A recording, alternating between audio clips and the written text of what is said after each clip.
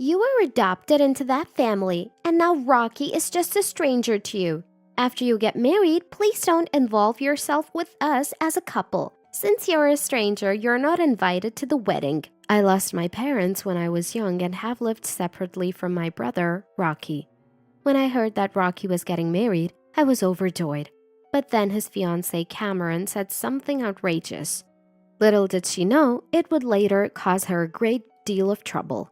I'm Samantha, a 33-year-old office worker. My parents passed away in a traffic accident when I was just 8 years old. At the time, my 5-year-old brother Rocky and I were initially taken in by our paternal grandparents. Our grandparents tried their best to raise us, but caring for 2 children was a tough task. It must have been difficult for them, especially after they had retired, to continue raising 2 kids. 3 years later, I was alone taken in by my Uncle Leighton and Aunt Ashley, becoming their adopted child. It was sad to be separated from Rocky, but it didn't mean we would never see each other. I was nervous about moving to a new home just as I had gotten used to living with my grandparents. However, Leighton and Ashley welcomed me as their own child. Let's gradually become a real family. For us, Samantha is already our daughter. It might be hard at first, but let's try to be open and talk about anything. I remember feeling deeply reassured by his words. I learned much later that Leighton and Ashley, unable to have children, had decided to adopt me after much discussion. Their home was a bit far from my grandparents, but a 30-minute bus ride was all it took, and I thought soon I could visit Rocky on my own. And so my life as Leighton and Ashley's daughter began. Being a biological parent and having a parental relationship aren't the same. At least, that's what I believe. One doesn't have to give birth to be a mother. A parent-child relationship can develop over time, through shared experiences and mutual affection. I learned this firsthand living with Leighton and Ashley. Though there's no blood relation between Leighton, Ashley, and me, we are undoubtedly parent and daughter, a family.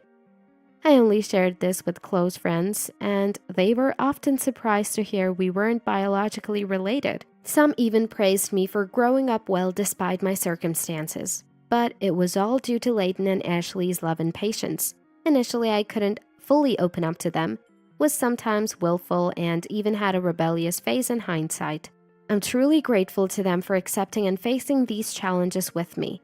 And now I wholeheartedly think of Leighton and Ashley as my parents. As an adult, I wanted to give back to them, even if just a little. So I joined Leighton's company, worked hard, and now serve as a supervisor. Rocky and I kept in touch regularly. Once we both had mobile phones, we exchanged messages and calls directly, and I sometimes visited him. However, our meetings dwindled after high school, and my messages were often met with brief replies. It seemed normal for siblings of the opposite sex to drift apart as they grew older. But like me, Rocky grew up well and remained kind-hearted under our grandparents' care. Though he must have felt lonely at times without parents, he never caused me much worry. Eventually, Rocky graduated from college and joined a renowned company, a source of great pride for our grandparents and me as his sister. Then, this year, when he turned 30, he surprisingly reached out first, wanting to introduce me to the woman he was going to marry. While I was happy for him, I also felt a bit upstaged. I regretted that our grandparents weren't around to share the joy. They would have been delighted. A few days later, Rocky brought his fiancée to meet Leighton, Ashley, and meet me at our home. Samantha, Leighton, Ashley, let me introduce you to Cameron, my fiancé, he said. Having lost our parents at a young age and then separated, our journey had been a challenging one. Seeing Rocky so happy and smiling, I couldn't help but feel like a mother to him. It amazed me that Rocky, once a small and cute little brother, was now introducing Cameron to us. This is my sister, Samantha. Thank you for coming today. I smiled at Cameron as I was introduced. Rocky, I'm so happy to see you after such a long time. You've become such a respectable man. Congratulations on your engagement. I'm so happy to meet you, Cameron. Thank you for coming. Leighton and Ashley also smiled and spoke to the couple. No, it's natural to attend a family meeting. I wanted to talk with Samantha too, she replied with a clear, smiling face. I had imagined her to be a quiet lady since she's the daughter of a business partner, but she seemed very composed. Rocky is a gentle, easygoing type, so maybe he matches well with a woman like her. She looked straight at me with determined eyes. That day, we introduced ourselves to each other and had a casual conversation with Leighton and Ashley over some cake. Samantha, are you single? Any plans for marriage? You're adopted by this family, aren't you? Don't you live alone? She asked various questions, seeming to investigate, but I felt she was trying to get to know me, her future sister-in-law. I was pleased when she wanted to exchange contact information when leaving.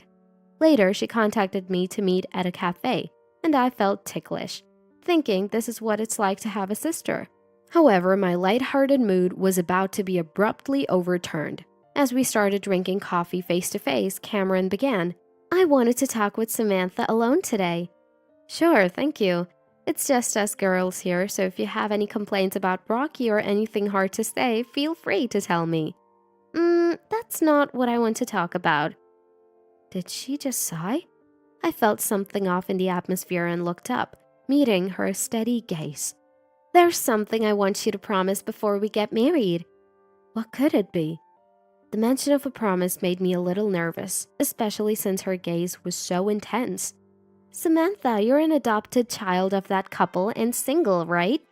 Yes, that's right. I was surprised by her sudden question, but answered. Rocky is now a stranger to you, right? After getting married, please don't involve yourself with us. What? I was so shocked that I let out a foolish sound. We won't invite you to the wedding since you're a stranger. What? Wait, just a minute. What is she saying? Well, legally, Rocky and I might be strangers, but we are real siblings. I don't intend to interfere with your married life, but I do want to attend the wedding and celebrate. I've heard there's no family without issues between a daughter-in-law and mother-in-law or sister-in-law. Maybe she's making sure with me, her future sister-in-law, first to avoid any trouble. But I have no intention of interfering with Rocky and Cameron's life. I gently reassured her that she didn't need to worry so much, but she didn't seem to understand my words and said, Don't misunderstand, I'm saying you're a stranger. Family but strangers. I couldn't comprehend what she was saying and tilted my head. Samantha and Rocky are already strangers, right? Moreover, you're still unmarried and living with such an elderly couple. I'd be troubled if you, a single adoptee, start depending on us in the future. She declared firmly. Such a cold look for a future sister-in-law. Unfazed by my stunned expression, she continued. After the couple passes away, it's out of the question for you to leech off us. Wait a minute. They're still very much alive. So stop saying things like that. Besides, I have a proper job and income. Yeah, barely. If you were unemployed, I wouldn't have even attended the family meeting. She interrupted me and glared. Anyway, you're not invited to the wedding. And don't invite us to your life events either. Just because you're single doesn't mean we'll take on any future support or caregiving. What does she think of me? Sure, I'm single now, but I have a job and savings. Most of all, thinking about a family member's spouse in such a way, I felt dizzy. I understand your feelings, but not even contacting about life events. I think Rocky wouldn't agree. Just because we've seen each other less as adults doesn't mean the family bond is gone. Despite being shocked, I replied firmly, Well, I guess minimal involvement can't be helped. But please gradually become distant. Her casual words made me feel sad. I'm asking this for our happy married life. If Samantha refuses, it'll make marriage difficult. Rocky was the one who wanted to marry. Please think about his happiness. It seemed like an ultimatum. If I didn't agree, she wouldn't marry Rocky. It sounded more like a one-sided declaration than a request. Rocky's proud smile from the other day came to mind. This condition was unreasonable, but I didn't want to ruin Rocky's wedding. Faced with her absurd demand, I had no choice but to remain silent.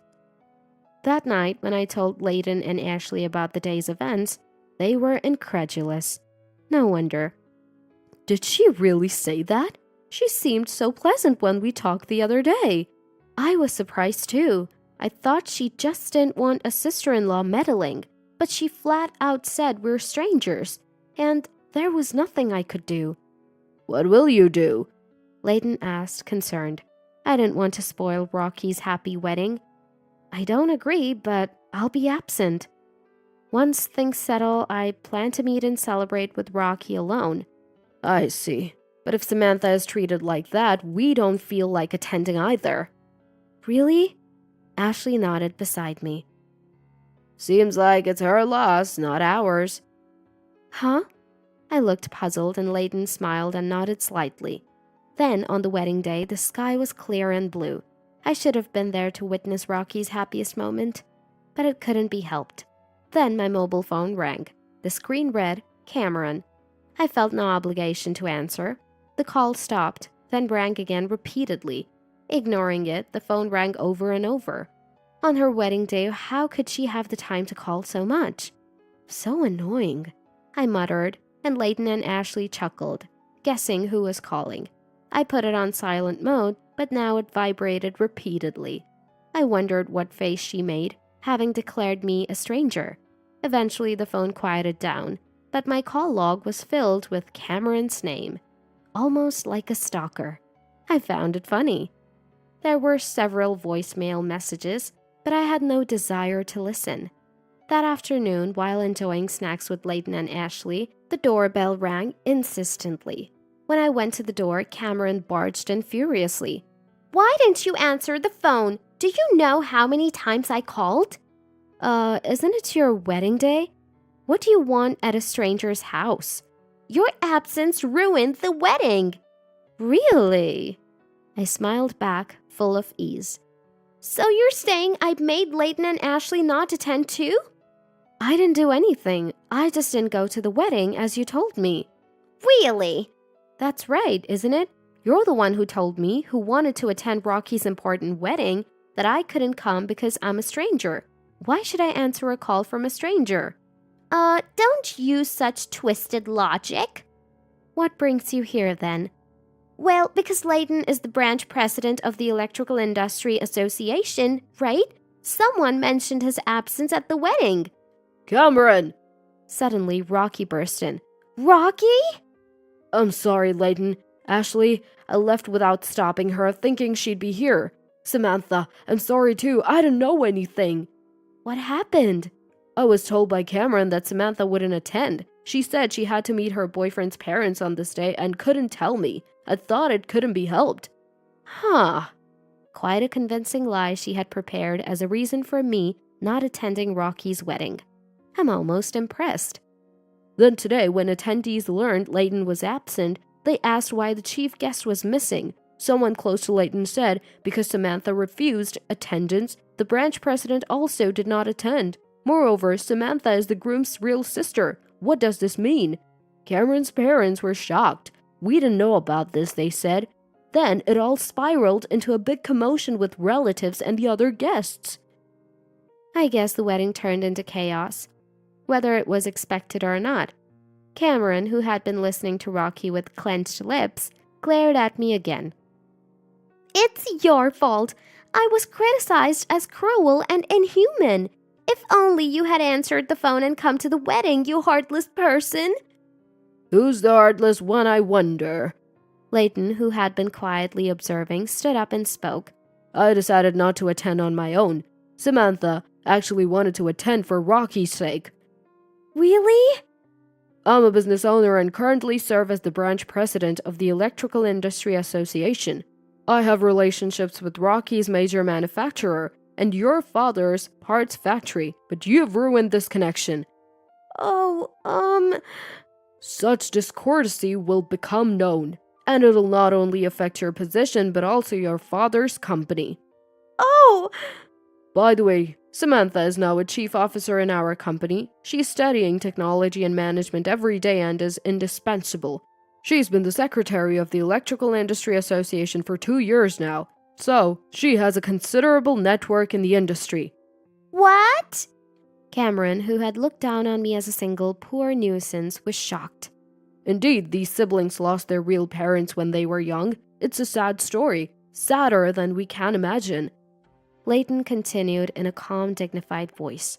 But Samantha has bravely forged ahead in life. You, who judged her unilaterally as an adoptee and single, are far more than foolish. Cameron had no comeback. She didn't have the words to argue with Leighton. She turned her anger back on me. This liar! If I knew this person was important and rich, I would have let you attend the wedding. Enough already, I said firmly to her, who still couldn't say anything but that. I tried to talk about my work, but you didn't listen, did you? Everyone introduced themselves on the day of the family meeting. You only remembered that I was single and an adoptee.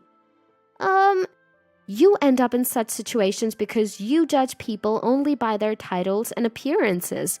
I'm not here because I can't afford to live alone, but because I want to be with my parents, Leighton and Ashley.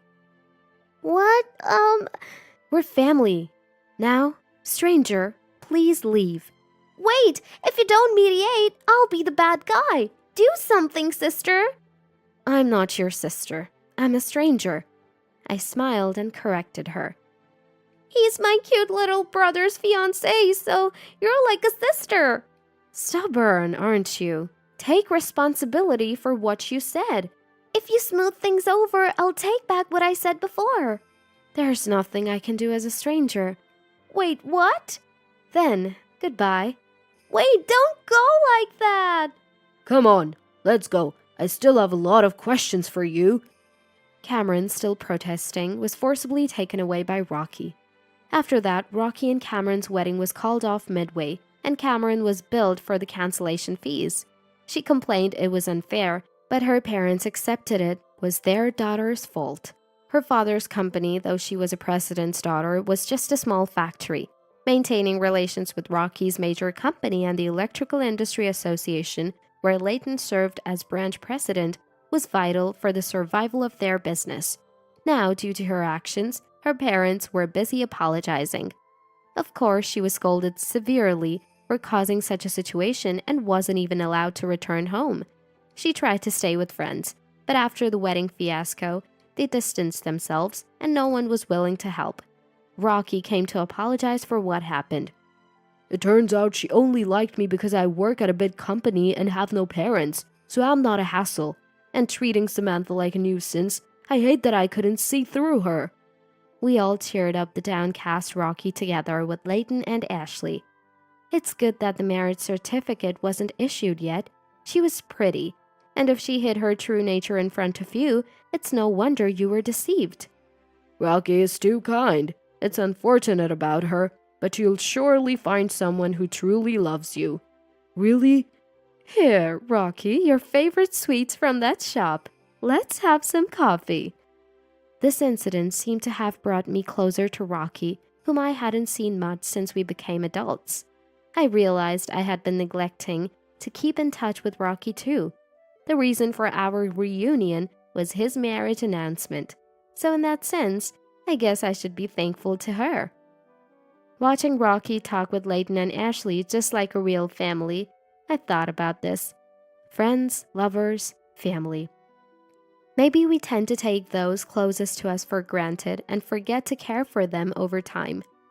I want to cherish and protect this happiness, taking care of the important people in my life. Are your loved ones doing well?